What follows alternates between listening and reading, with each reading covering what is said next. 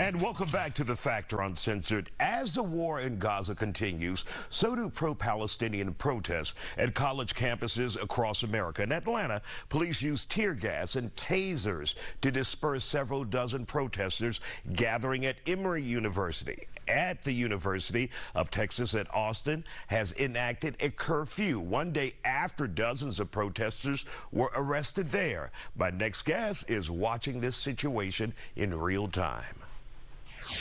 And joining us on The Factor Uncensored tonight, we have with us Dr. David Branham from the University of Houston downtown. Dr. Branham, this has been wild. It's been spreading across the country like wildfire from NYU, Yale, Berkeley, Columbia, UT Austin. And what we saw in UT Austin, many people are saying pretty violent when the police moved in there, but were they justified? Your thoughts about these protests we're seeing all across the country? Many call it pro-Palestinian, others call it anti-Israel. Your thoughts?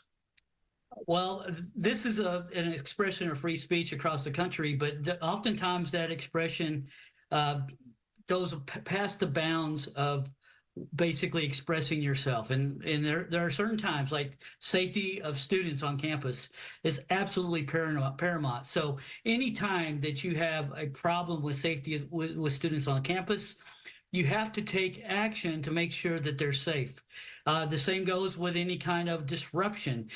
Free speech doesn't allow you to be disruptive. Mm-hmm. So it's a matter of when they cross that line. When the police tell you to disperse and you don't do it, there's a chance that they'll allow you to go further. There's a chance that they won't enforce the law, but you shouldn't assume that. You should assume that things will happen. You will get arrested, and you know, free speech is just that, free speech. It's not freedom to do any other actions besides free speech. And for those who may be just joining us and not quite clear on what we're talking about, why are these students protesting around the country? Well, this protest is almost totally directed at the Israeli invasion of Gaza.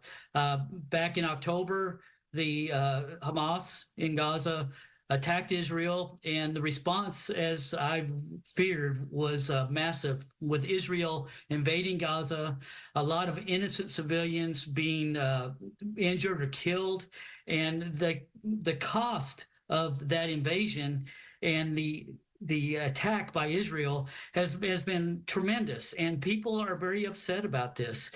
They think that Israel should step back in a lot of cases, especially Palestinians.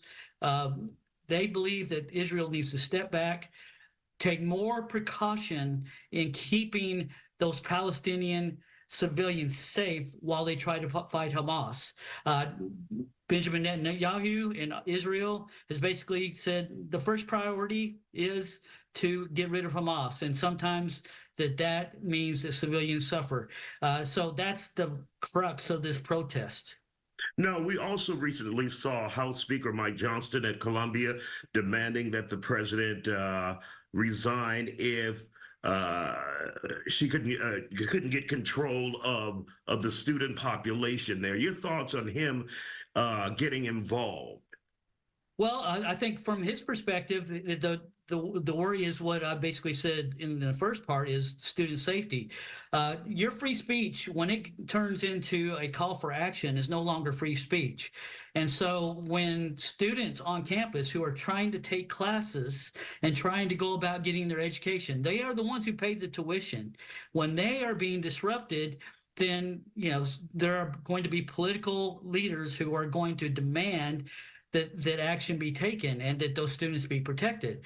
And I think Congressman Johnson's in that situation where he believes that first and foremost, that the university is for education. It's for the education of the students. It's for the students who are paying tuition, and a safe atmosphere has to be maintained at all times. So I think that's the reason why he's so upset.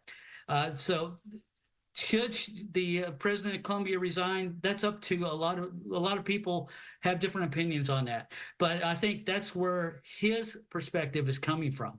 And what we see, though, Dr. Branham, is many of these Ivy League universities, major universities here in this country, have been left paralyzed. Some going to online classes, and students are told to go home. It's just mind-blowing. It is mind-blowing. It's inexcusable. The reason for the university exists is for those students. It's not for people, especially people walking onto campus who aren't students, who are disrupting things. That has to stop. And look at University of Southern California. They're actually canceling graduation. Students deserve to be able to go to their graduation in a safe atmosphere. So this is very disturbing, and I think there's a real call to action to make sure that our campuses are safer, that these protests don't get out of line. Of course, we want students on campus to be able to voice their opinions, but that doesn't mean violence. That doesn't mean insulting people. It doesn't mean that you threaten people, and it doesn't mean that you disrupt the educational process. All right, Dr. David Branham, University of Houston downtown. We appreciate your time and thank you for your expertise here on The Factor Uncensored.